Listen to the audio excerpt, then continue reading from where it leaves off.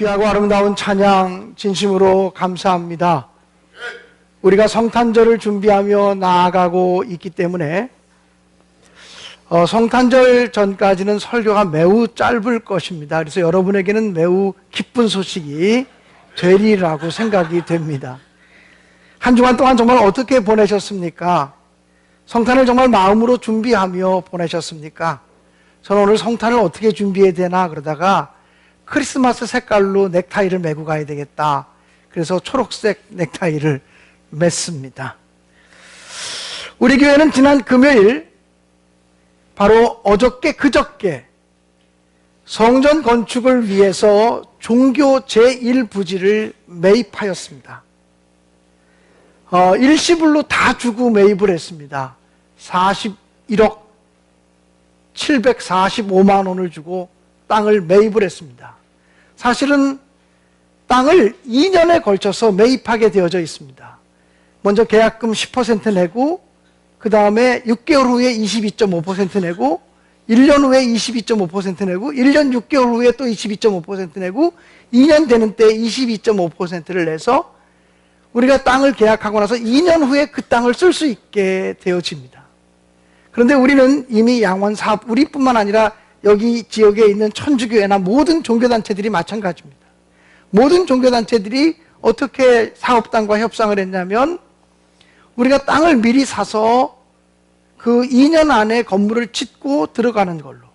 그래서 토지 조성공사가 마쳐질 때쯤 우리는 이미 교회를 다 건축하고 들어가는 걸로 그렇게 계약을 했기 때문에 일시불로 다 여러분 41억 이상 되는 돈을 일시불로 주고 집 사는 경우, 땅 사는 경우 봤습니까?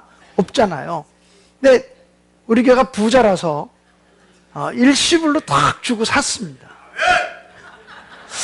그리고 이제 양원 사업단에서는 3월 31일까지 땅을 사용할 수 있도록 도로를 내주고 토지를 정리해 준다고 합니다. 그러면 우리가 3월 31일 이후에 건축을 시작할 수 있도록 행정적인 준비를 갖춰가야 합니다. 그래서 이제 다음 주일에는 우리 교회 건축 조감도가 나오게 되고요. 건축물 조감도가 나와서 교회에 걸릴 것입니다. 그리고 이번 주 안에 건축 심의를 중랑구청에 요청하게 되고, 그리고 1월 중에 건축 허가를 신청해서 2월까지는 건축 허가를 맡을 것입니다. 그리고 그 사이에 시공회사를 선정해서 4월에서 5월 사이에 이제 건축이 시작되어질 것으로 준비되어지고 있습니다. 그러므로 여러분들이 지난 한 주간 동안에 굉장히 큰 일을 치렀다. 그리고 누누이 기도하면서 12월 안에 땅을 살 수 있게 해달라고 기도하자 그랬는데 그 일이 잘 성사가 된 것은 하나님이 우리 교회를 사랑하셔서 진행하시고 움직이고 계시고, 그리고 이미 건축이 시작되었다라고 하는 사실을 기억하면서 하나님께 더 마음을 모아서 함께 기도할 수 있게 되기를 간절히 기원합니다. 무거운 질문으로부터 설교를 시작하겠습니다. 여러분, 인생이 무엇이라 생각하십니까? 인생을 한마디로 정의한다면 인생이 무엇이겠습니까? 저는 오늘 인생을 기다림이라고 정의하고 싶습니다. 우리는 오랜 기다림 끝에 배우자를 만납니다. 그리고 기다림을 통해서 하나님께서 우리에게 허락하신 자녀들을 또한 만나게 됩니다. 우리의 인생의 길이가 60일런지 70일런지 80일런지 90일런지 100일런지 알 수 없지만 사람의 인생은 기다림의 연속이라고 이야기할 수 있습니다. 미당 서종주 시인은 국화 옆에서라고 하는 시에서 한 송이 국화꽃을 피우기 위해 봄부터 서쪽 새는 그렇게 울었나 보다, 이렇게 노래했습니다. 한 송이 국화꽃을 피우기 위해서도 오랜 기다림이 있었다는 것이죠. 기다림을 통해서 인생에 꽃이 피고, 기다림을 통해서 열매를 맺고, 기다림을 통해서 인생의 길이 열리고 기다림을 통해서 새로운 미지의 세계로 나아갈 수 있습니다. 기다림이 없는 삶이라면 이미 그 인생은 죽은 목숨과 같은 것입니다. 그래서 인생은 기다림이다, 이렇게 정의하고 싶은 것입니다. 여러분, 신앙이 무엇일까요? 저는 신앙도 기다림이다, 이렇게 정의하고 싶습니다. 기독교는 기다림의 종교입니다. 주님이 재림하시겠다고 약속하셨기 때문에 주님의 그 약속을 믿고 기다리는 것이 우리 기독교인들입니다. 하나님의 사람들, 성경에 기록된 하나님의 사람들은 한결같이 기다리는 일에 있어서 많은 선수들이었습니다. 기다리는 일에 대해서는 대가들이었다는 것입니다. 믿음의 조상 아브라함은 기다릴 수 없는 가운데 기다림으로 25년을 기다린 끝에 100세의 아들 이삭을 선물로 받게 되었습니다. 야곱이라고 하는 사람은 14년을 기다린 끝에 자기가 너무나 사랑하는 여인, 가슴 설레이는 라헬을 자기의 아내로 정식으로 맞아들이게 되었습니다. 요셉이라고 하는 사람은 형들의 시기와 모함을 받아서 애굽의 종으로 팔려갔지만 하나님의 약속과 하나님이 자기에게 주신 꿈의 성취를 믿고 기다리고 또 기다리다가 애굽의 총리가 되는 축복을 누리게 되었습니다.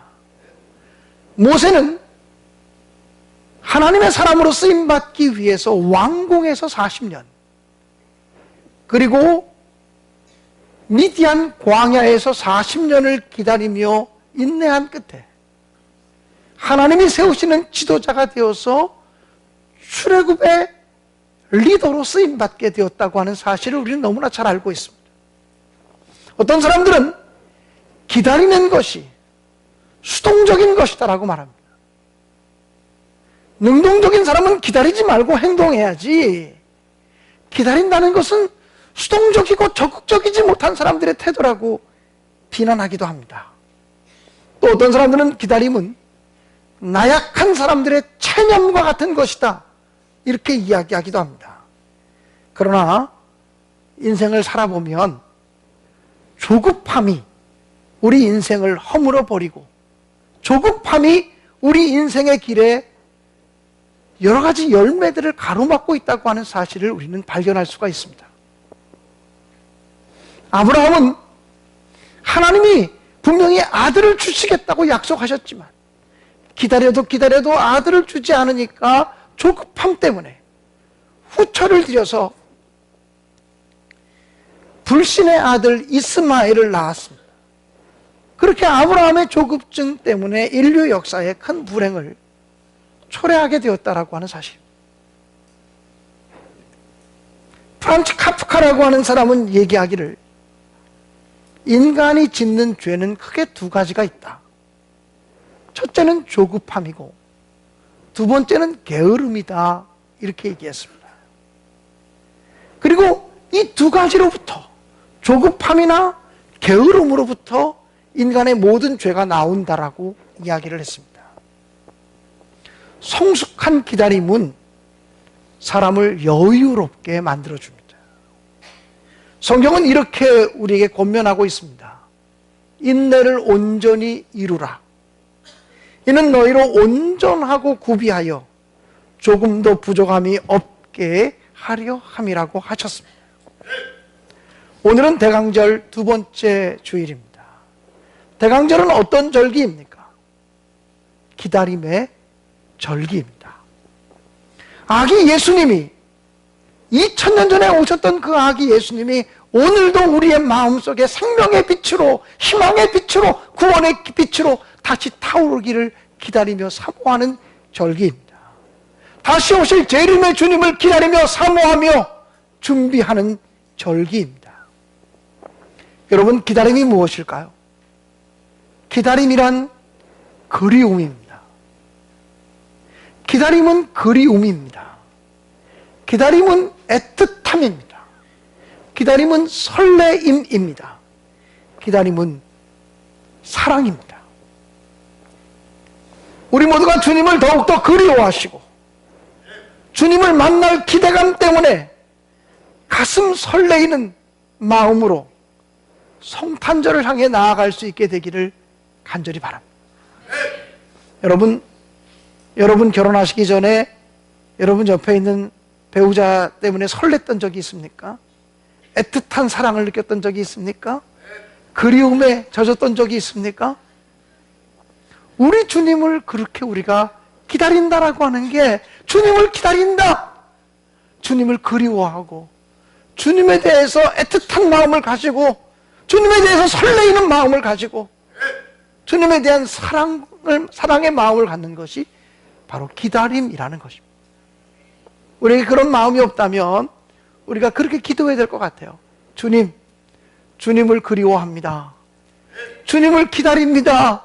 저희들의 마음에 설레이는 마음을 주시고 애틋한 마음을 주시고 저희들의 마음속에 정말 주님을 향한 가슴 뛰는 심장을 허락해달라고 기도하시기를 간절히 바랍니다.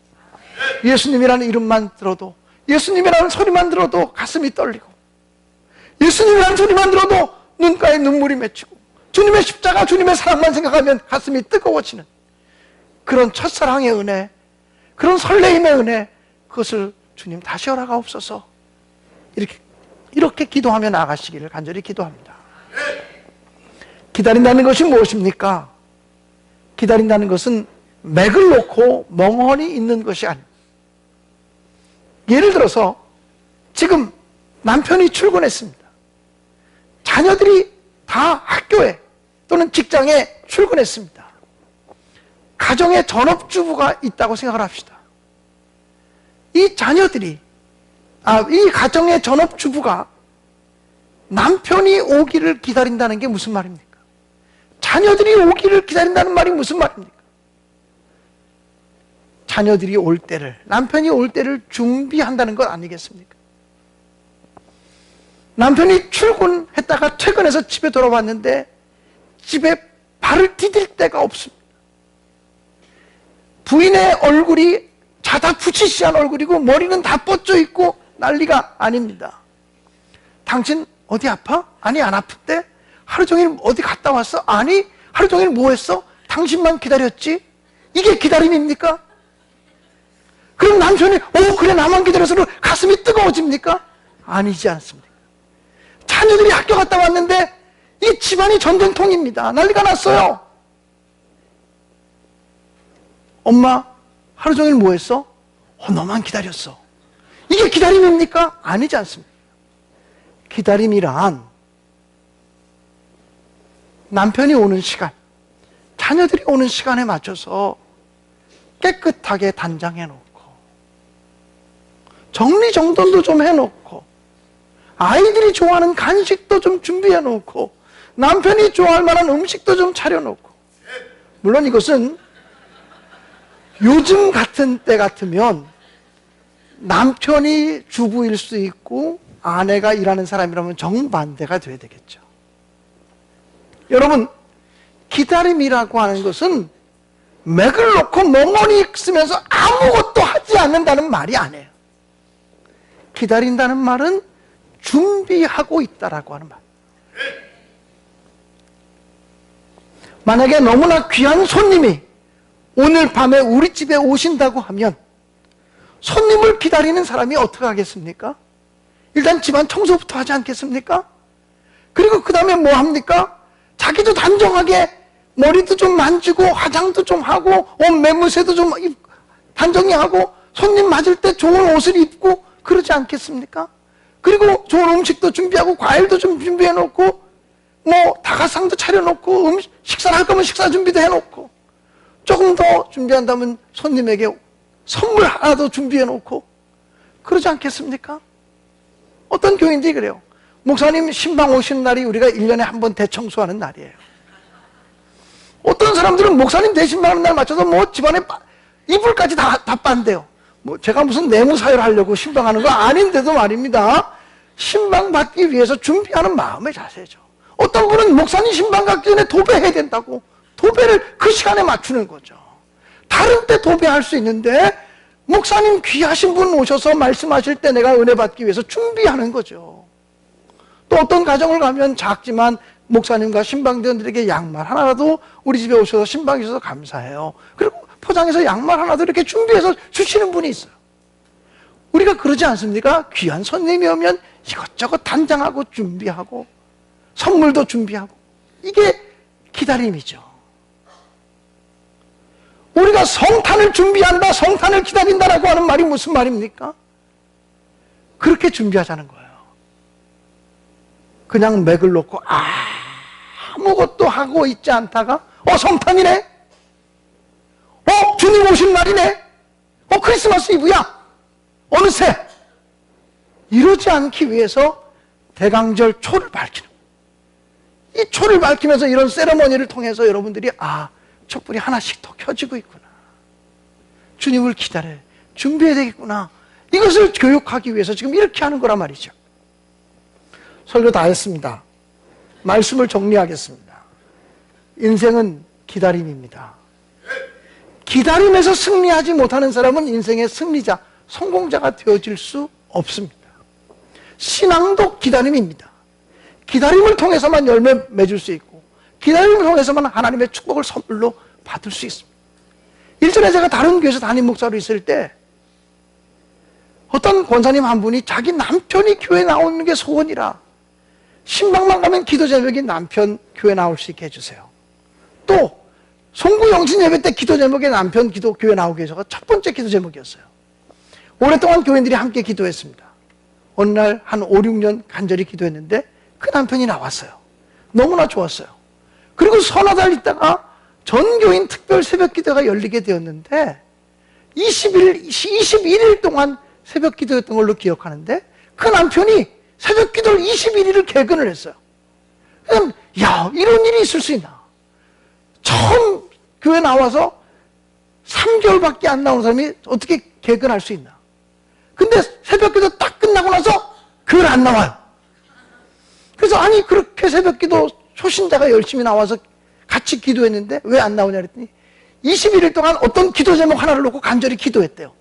근데 기도회 끝나는데 안 들어주더라, 하나님이. 그리고 안 나오는 거예요. 하나님한테 기도해도 소용없더라. 어제 기도 끝났으면 오늘 들어주셔야 되는데 어제까지 기도했는데 오늘 하나님이 응답 안 하더라. 그러니까 하나님이 어디 있냐? 그 사람의 문제는 뭡니까? 기다리지 못하는 거예요. 하나님의 시간, 하나님의 때를 기다리지 못하는 거예요. 그러면 자기가 하나님 하죠. 여러분, 신앙은 기다림입니다. 기다림에서 승리하지 못하면 하나님이 우리에게 주시려고 하는 축복 받을 수가 없어요. 하나님이 여러분과 여러분의 가정을 향한 축복을 예비하고 계시고 우리 교회를 향한 축복을 예비하고 계신데 그것을 기다릴 줄 아는 인내의 마음이 있어야 받는 줄로 믿습니다. 대강절은 더욱 주님을 그리워하는 계절입니다. 더 주님을 사랑하기로, 더 애틋한 마음으로, 더 설레이는 마음으로 주님을 기다리며 성탄을 향해서 한 걸음 한 걸음 나아갈 수 있게 되기를 주님의 이름으로 축복합니다. 성경 구절 한 번 더 읽어드리고 설교를 마치겠습니다. 너는 여호와를 기다릴지어다. 강하고 담대하며 여호와를 기다릴지어다. 내가 여호와를 기다리고 기다렸더니 귀를 기울이사 나의 부르짖음을 들으셨도다. 나를 기가 막힐 웅덩이와 수렁에서 끌어올리시고 내 발을 반석 위에 두사 내 걸음을 견고하게 하셨도다. 아멘.